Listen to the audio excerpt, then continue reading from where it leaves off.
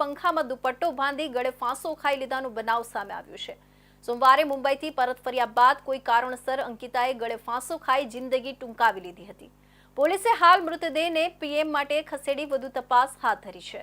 વડોદરાના હરણી Varasiya ring road પર આવેલ સ્વાત ક્વાર્ટર ખાતે આવેલ 240 નંબરના મકાનમાં અંકિતા ઉતેકરે પોતાના ઘરમાં પંખા વડે દુપટ્ટો બાંધીને આપઘાત કર્યો હતો।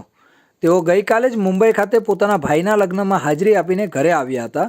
રાત્રિના સમયે રસ્તા પર ચાલતા જતા વ્યક્તિએ બારીમાંથી ફાંસો ખાધેલી હાલતમાં અંકિતાને જોઈ હતી, જેથી પરિવારને જાણ કરી હતી। પરિવારે અંકિતાના રૂમનો દરવાજો ખુલતા જ તે લટકેલી હાલતમાં હતી, જેને પગલે તુરંત જ પોલીસને બોલાવી હતી અને મૃતદેહને પોસ્ટમોર્ટમ માટે સયાજી હોસ્પિટલમાં મોકલી આપ્યો હતો।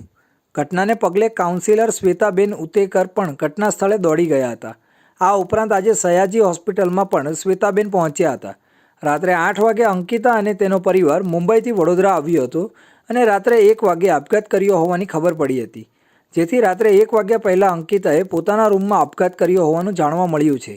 અંકિતાના પરિવારજનોના જણાવ્યા પ્રમાણે ગઈકાલે છેલ્લે મળી ત્યારે અંકિતા ખુશ જણાતી હતી।